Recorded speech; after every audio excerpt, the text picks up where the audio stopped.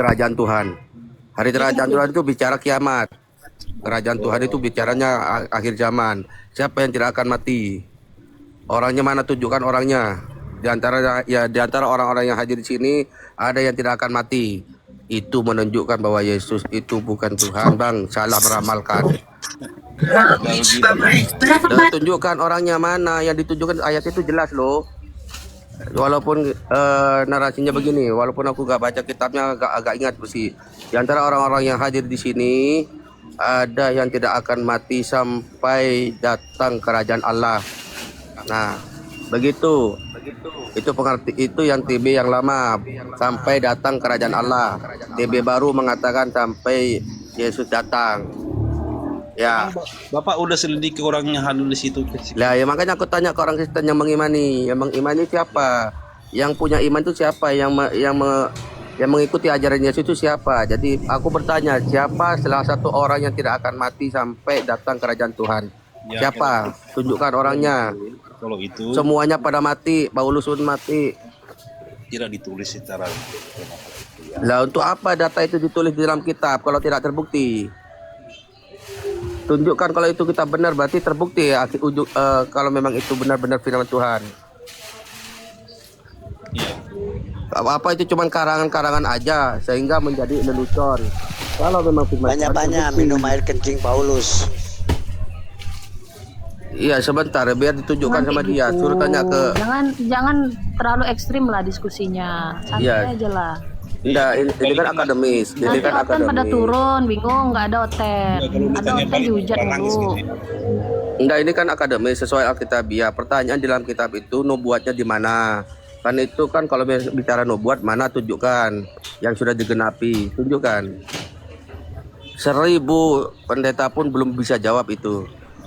Di Matius 16. Beleng-beleng itu.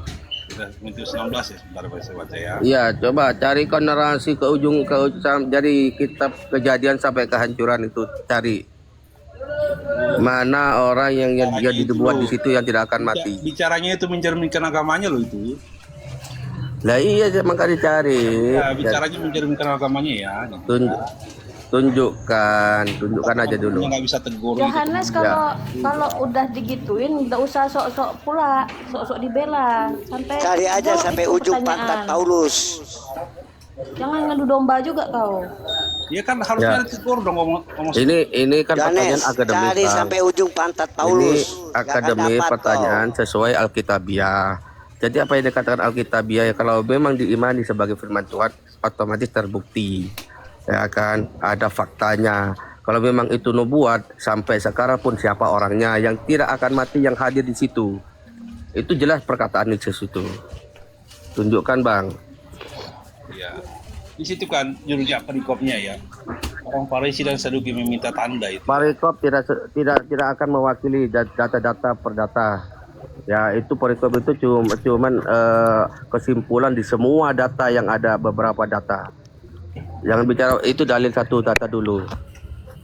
Itu kan perikop itu kan. Itu jadi ayat itu sesuai dengan perikopnya untuk menjelaskan pada saat apa kan gitu kan. Ya itu tujuan perikop itu. Perikop itu siapa yang ya udah tunjukkan Bang orangnya yang tidak mati sampai sekarang Bang, tunjukkan Bang. Bahkan Apa yang bawa ya? tunjukkan dan Iya. Nah, di situ perikopnya kan pemberitahuan pertama tentang penderitaan Yesus dan cara-cara mengikut dia kan gitu ya. Saya baca ya, sejak waktu itu Yesus mulai itu kan tentang Yesus. Maksudnya Apa yang bawa Bapak? pada saat dari sampai penyaliban sampai dia kok sulit amat sih Bang menunjukkan Bang siapa yang tidak mati sampai sekarang itu jelas perkataannya itu.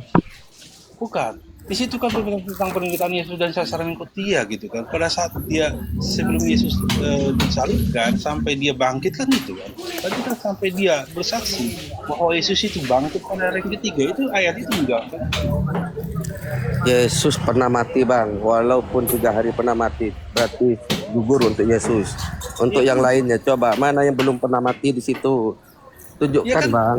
Dan Yesus juga berkata sampai datang kerajaan Allah, berarti sampai kiamat tidak akan mati Bang. Tunjukkan. Lah, nggak ada sampai hari kiamat dibilang di situ. Kalau kerajaan Allah itu berujuk pada akhir zaman, Bang. Abang kok sok tahu sih, belajar kok setengah-setengah. Loh, Kok akhir kerajaan Allah itu jangan dibatasi di waktu zaman Yesus doang, Bang. Kerajaan Allah itu akan datang di akhir zaman. nah iya. Di ayat itu kan jelas menjelaskan sesuai dengan perikopnya, Pak. Gitu, Pak. Jangan dipukul rata. Ada perikopnya. Kenapa di jalan nih, saudara nih? Ya, kalau nggak bisa Gimana? tunjukkan, Bang, jawab aja nggak bisa, biar ganti tembak, Bang. Kan jelas itu ditulis, Pak, di situ, Pak. Jadi pada saat sebelum Yesus dari Yesus lahir sampai dia disalibkan sampai dia Gini aja Pak Yohanes, setelah dia biar enak Pak kebangkitan kan yang Yohanes. ditunjukkan kerajaan Allah itu bahwa Izin Pak Yohanes biar enak, sampean jelaskan kepada kami tentang ayat itu pakai referensi. Kalau bisa pakai referensi Pak, biar enak Pak. kenapa? Kalau Bapak punya referensinya, silakan tunjukkan kepada referensinya. Agak berisik, Pak. Jangan asumsi pribadi Bapak. Kalau asumsi pribadi, mohon maaf, Bapak bukan ahli Bible di sini gitu loh. Mau tidak mau kalau Bapak tadi berargumen, Iya, bukan mohon cuma argumennya saya. tadi dikuatkan dari ahlinya gitu loh. Dengan begitu kita bisa menerima pelajaran Pak, kita dapat literasi, kita dapat edukasi. Tapi kalau kemudian Bapak tidak menyertakan tadi ya, menyertakan referensi, Bapak cuma modal asumsi, itu yang bisa Referensinya, Pak, yang ditulis diterima dalam sesuai dengan pendiskusian ini perikop, Bapak. Pak. Perikopnya kan ada itu tulis, Pak. Itu kan bukan Iya, makanya gini Bapak, untuk menjelaskan itu akan lebih bijak, mohon maaf, catat ya Pak, akan lebih bijak kalau kemudian Bapak tadi ketika menjelaskan atau memaknai ya yang tertulis itu dengan referensi Pak. Kalau Bapak punya referensinya, kalau kemudian Bapak tidak punya referensinya, kalau Bapak tadi berdasarkan asumsi pribadi, mohon maaf, dalil yang Anda pakai untuk menguatkan itu apa? Misalkan dari Profesor A, Profesor B, Profesor C, itu Pak caranya Pak, kalau kita diskusi. Jadi apa yang Bapak sampaikan itu bisa dijawabkan secara akademis, bukan secara keimanan, karena di sini, mohon maaf, ini diskusi Gini Pak, lintas kita membaca agama Pak. Alkitab itu, ya kan tidak hanya seketika itu juga. Dari kecil kita kan bisa diajarkan dan pasti kita dengar kok penjelasan. Kita nggak ngarang Pak.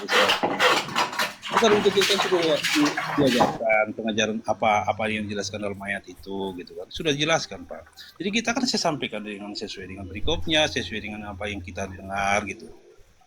Dengan pengajaran gitu Pak. Begitu tentang ayat itu Pak.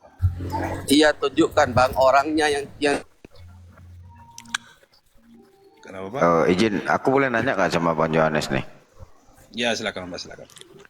Bang Johannes, menurut Bang Johannes, Yesus itu dia firman bukan? Ya firman ya itu Oh, berarti dia firman yang menjadi manusia. Ya. manusia. Berarti yang firman ini Tuhan bukan? Jangan dipukul rata. Tuhan kan itu berkata manusia. Kita yang mengatakan. Iya, makna firman itu abang tahu nggak apa itu firman? Firman itu beda. Firman sama berfirman kan pasti beda ya. Kalau berfirman artinya contohnya Tuhan menciptakan tumbuh-tumbuhan, artinya berfirmanlah Tuhan, jadilah tumbuh-tumbuhan contoh ya. Itu kan berfirman itu gitu. Iya, kalau berfirman dan firman itu kalau menurut Anda berbeda begitu. Iya beda Pak. Nah, sekarang yang kutanya ini firman yang kutanya. Ya, Firman itu Tuhan itu sendiri bukan? Nah, firman itu yang berfirman Pak. Iya, coba abang jawab ya. Firman itu adalah Tuhan itu sendiri. Nah, kalau firman itu adalah perkataan sang sumber gitu. Oh, perkataan Tuhan. Berarti berarti setelah firman itu menjadi manusia, berarti manusia ini bukan Tuhan. Manusia itu bukan kurang. Di Yohanes 1:14 itu kan mengatakan firman itu telah menjadi manusia. Ya. Berarti yang jadi Secara manusia ini manusia. siapa? Kita secara manusia memanggil Yesus itu adalah Tuhan. Enggak, firman ini menjadi manusia ini, yang manusia ini siapa? Itu tadi firman itu. Perkataan Tuhan itu yang menjadi manusia. Siapa itu manusia itu? Yaitu Yesus. Yesus. Berarti bukan Tuhan. Iya Tuhan Pak. Oh, dia Tuhan. Oke. Berarti Anda setuju kalau firman itu adalah Tuhan, ya? Oke, sekarang coba Abang baca Yohanes 17 pasal 8 itu. Yohanes 17 ayat 8. Ya. Yohanes 17. Coba ya, coba.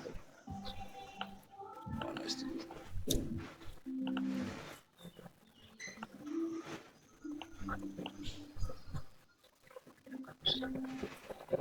Tadi Bang Yohanes ini setuju dia kalau firman itu adalah Tuhan. Sekarang kutanya di Yohanes 17 ayat apa? Pasal 8 itu coba Abang baca.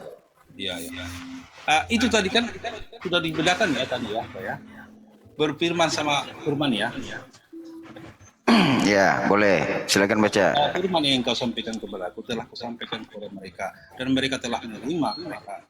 Nah, dengan benar bahwa aku datang daripadamu dan mereka percaya engkau telah mengutus aku. Nah, di situ maknanya Pak ya. Nggak gini-gini dulu Bang. Tadi Abang mengatakan bahwasanya firman itu adalah Tuhan itu sendiri yang menjadi manusia. Ya kan? Nah, di Yohanes 17 ayat 8 ini dikatakan, sebab segala firman yang engkau sampaikan kepadaku telah kusampaikan kepada mereka. Ini firman yang mana lagi Bang? Begini Pak. Kan tadi kan yang berkata-kata itu artinya Yesus itu atau menjadi manusia ya. Berarti kan sang sumber itu yang berkata-kata langsung gitu. Melalui Yesus itu gitu. Melalui itu Yesus disampaikan kepada. Iya, saya ngerti itu Bang. Dia kan firman telah menjadi manusia. Jadilah manusia Yesus ini, ya kan? Udah. Terus yang menyampaikan firman ini kepada Yesus ini siapa?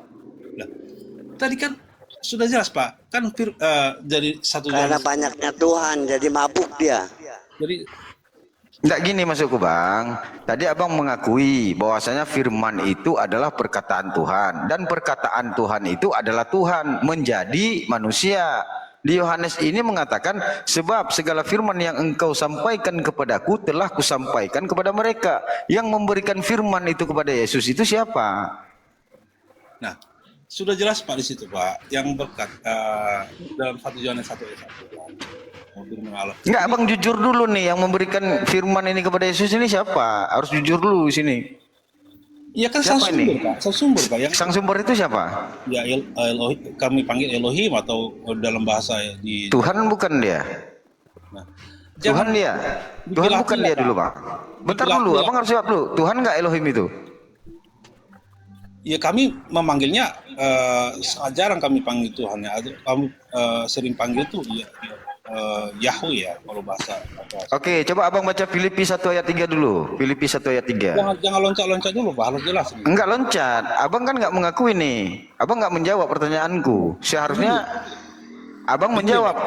Kupertanyakanku tadi, Abang harus jawab. Siapakah Elohim itu? Tuhan bukan dia. Kenapa dibilang diutus Isa di dalam Bible? Kenapa diutus? Berarti kan yang sang sumber itu mengutus dia menjadi manusia. Maksud Abang gimana? Diutus yang dari tadi ya. Gimana Bang? Kenapa dibilang diutus? Kenapa? Siapa yang mengutus itu kan? Berarti sang sumber tadi kan yang mengutus. Iya, sang sumber itu mengutus utusannya, yaitu Yesus, kan gitu. Ya. Betul kan? Nah, sekarang kutanya samamu Bang, ya. Sekarang yang mana utusan, yang mana Tuhan? Bang Rama, di mute dulu Bang Rama. Kata kasarnya, Aduh, Bang Rama kata ini. kasarnya ya.